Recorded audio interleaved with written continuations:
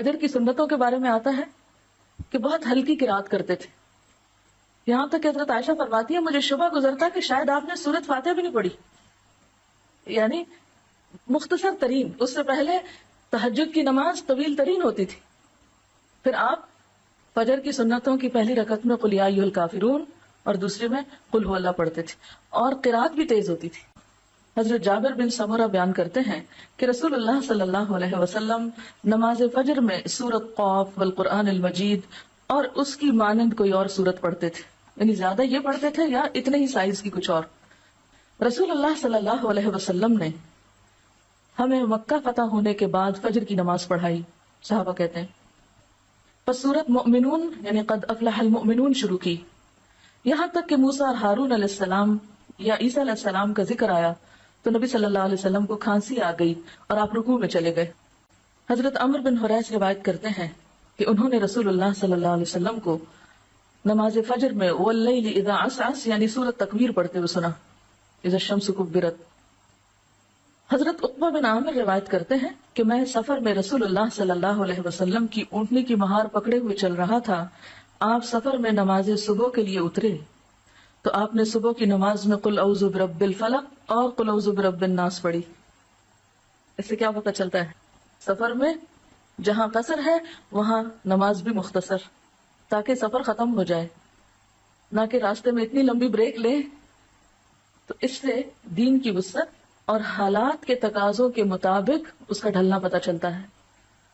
حضرت معاذ بن عبداللہ کہتے ہیں کہ نبی صلی اللہ علیہ وسلم نے نماز فجر میں دونوں رکعتوں میں اذا زلزلت کی تلاوت فرمائی.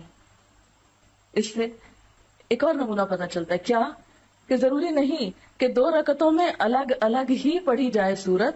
اگر کبھی 2 رکعتوں میں ایک ہی سورت پڑھ دی گئی تو اس سے بھی فرق نہیں پڑتا، اس کی بھی سنت ملتی. تو گویا ہمارے دین میں ریجیڈیٹی نہیں ہے، بلیک اینڈ وائٹ حکم نہیں ہے، حالات اور ضروریات کے مطابق مختلف سنتیں سکھائی گئی ہیں. تو اس سے کیا پتہ چلتا ہے کہ آپ صلی اللہ علیہ وسلم فجر کی سنتیں مختصر پڑھتے، قل یا ایھا الکافرون اور قل ھو اللہ پڑھتے، فرض لمبے پڑھتے روٹین میں، لیکن حسب ضرورت آپ نے اختصار بھی فرمایا اور دونوں رکعتوں میں ایک سورت بھی پڑھی. یہ ہے خلاصہ ساری گفتگو کا. ظہر اور عصر کی نماز. حضرت ابو قتادہ سے روایت ہے کہ رسول اللہ صلی اللہ علیہ وسلم ظہر اور عصر کی پہلی 2 رکعتوں میں سورۃ فاتحہ اور کوئی ایک سورت پڑھتے، پچھلی 2 رکعتوں میں صرف فاتحہ پڑھتے، اور کبھی کبھار ہمیں ایک آدھ آیت بلند آواز سے پڑھ کر سنا دیتے. حضرت جابر بن سمرہ روایت کرتے ہیں کہ رسول اللہ صلی اللہ علیہ وسلم ظہر میں واللیل اذا یغشا پڑھتے، واللیل اذا یغشا. ایک اور روایت میں ہے سبح اسم ربک الاعلی، یعنی ظہر میں واللیل اذا یغشا اور سبح اسم ربک الاعلی. حضرت جابر بن سمرہ کی ایک اور روایت میں ہے کہ نبی صلی اللہ علیہ وسلم کا ظہر اور عصر میں والسماء ذات البروج اور والسماء والطارق پڑھنا احادیث میں آیا ہے. اب یہ دیکھیں نا، ان صورتوں کے تقریباً سائز ملتے جلتے ہیں، والسماء والطارق، سبح اسم ربک الاعلی، اور اسی طرح والسماء والطارق اور والسماء ذات البروج، یہ ظہر کے لیے. اور عصر کے بارے میں آتا ہے کہ عصر کی نماز کی لینتھ ظہر کی نماز سے تقریباً نصف ہوتی تھی، یعنی عصر میں پڑھی جانے والی صورتیں پھر ظہر سے نسبتاً مختصر ہوتی تھی. مسلم کی روایت میں آتا ہے کہ ظہر کی آخری 2 رکعتوں میں 15 آیات کے برابر بھی آپ نے قرات کی ہے. یعنی یہ کوئی ایک ہارڈ اینڈ فاسٹ رول نہیں تھا کہ صرف سورۃ فاتحہ پڑھنی ہے، آپ نے کبھی کبھار آخری 2 رکعتوں میں بھی قرات کی ہے. ٹھیک ہے، یعنی دونوں طریقے ملتے ہیں. ایک طریقہ یہ بتایا نا کہ آپ صلی اللہ علیہ وسلم ظہر اور عصر کی پہلی 2 رکعتوں میں فاتحہ کے ساتھ سورت پڑھتے تھے. سورت کون کون سی؟ سبح اسم ربک الاعلی والسماء والطارق والسماء ذات البروج جیسی صورتیں. ٹھیک ہے، اور آخری 2 رکعتیں کیا تھی؟ سورت فاتحہ.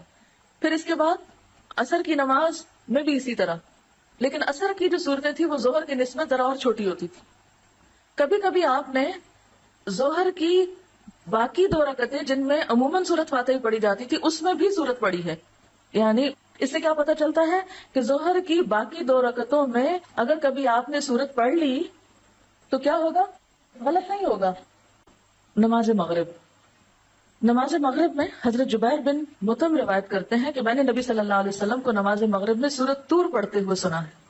سورۃ طور پڑھتے ہوئے سنا. اسی طرح ایک اور صحابیہ نے، خاتون ہے ام الفضل کی بیٹی حارثہ، وہ کہتی ہے کہ میں نے آپ کو مغرب میں سورۃ والمرسلات عرفا پڑھتے سنا. طور اور مرسلات ملتی جلتی ہیں سائز میں، لیکن آپ نے ہمیشہ مغرب کی نماز مختصر نہیں پڑھی، طویل بھی پڑھی ہے. حتیٰ کہ ایک روایت میں آتا ہے کہ آپ نے مغرب کی نماز سورۃ آراف کے ساتھ پڑھی اور اس سورت کو 2 رکعتوں میں پڑھ ڈالا، یعنی پورا کر دیا دونوں رکعتوں میں. لیکن یہ روز کا معمول نہیں تھا کہ مغرب میں آپ سورۃ آراف جتنی سورت پڑھیں. ایسا کیوں کیا؟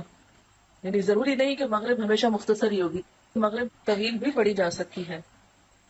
اس سے مغرب کا وقت بھی پتہ چلتا ہے کہ مغرب کا وقت عشاء سے پہلے تک رہتا ہے، اگرچہ افضل وقت جو ہے ابتدا کا ہے. لیکن اگر کوئی شخص شروع میں پڑھتا ہے اور پھر وہ طویل ہو جاتی ہے اور اندھیرا ہو جاتا ہے، جیسے فجر کی نماز میں اندھیرے سے روشنی ہو جاتی ہے، اسی طرح اگر مغرب میں روشنی سے اندھیرا ہو جاتا ہے، ذرا لمبی کی رات کسی وقت ہو جاتی ہے، تو اس میں بھی حرج نہیں، اس کی رخصت ہے. پھر ہے نماز عشاء.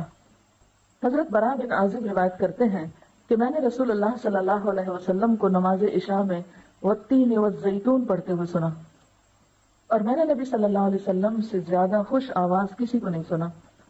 والتین والزیتون جو ہے یہ کتنی لمبی صورت ہے، عشاء میں والتین والزیتون پڑھا. کیوں؟ اس لیے کہ سارے دن کے لوگ کام کر کے تھکے ہوئے ہیں، اور آپ دیکھیں کہ آپ کی زندگی میں کوئی ایک روٹین کی زندگی نہیں تھی، ایک غزوے کے بعد دوسرا غزوہ، ایک مشکل کے بعد دوسری مشکل. اس میں پھر غیر معمولی حالات اکثر پیش آ جایا کرتے تھے. بلکہ اس کے برعکس حضرت معاذ نے جب لمبی صورتیں پڑھائی تھی تو آپ سخت ناراض ہوئے تھے. حالانکہ حضرت معاذ وہی حضرت معاذ ہیں جن کا ہاتھ پکڑ کے حضور صلی اللہ علیہ وسلم نے فرمایا تھا واللہ یا معاذ انی احبک فی اللہ، قسم کھا کے فرمایا تھا کہ اے معاذ میں تم سے اللہ کی خاطر محبت کرتا ہوں. اور دوسرے وقت میں اتنا سخت ڈانٹا تھا کہ شاید ہی اتنا زیادہ کسی کے ساتھ آپ ناراض ہوئے ہو. لوگوں کو فتنے میں ڈال رہے ہو تم. تو یہ بھی آپ کی حکمت ہے کہ ایک وقت میں محبت کا اظہار اور بعض غلطیوں پر سختی سے گرفت. کیوں؟ اس لیے کہ اس میں لوگوں کی تکلیف تھی. حضرت معاذ بن جبل نے عشاء میں سورۃ بقرہ پڑھی. مقتدیوں میں سے ایک کھیتی باڑی کا کام کرنے والے نے سلام پھیر دیا. پھر اس نے رسول اللہ صلی اللہ علیہ وسلم کی خدمت میں حاضر ہو کر عرض کیا اے اللہ کے رسول صلی اللہ علیہ وسلم، ہم لوگ اونٹوں والے ہیں، دن بھر مشقت کرتے ہیں.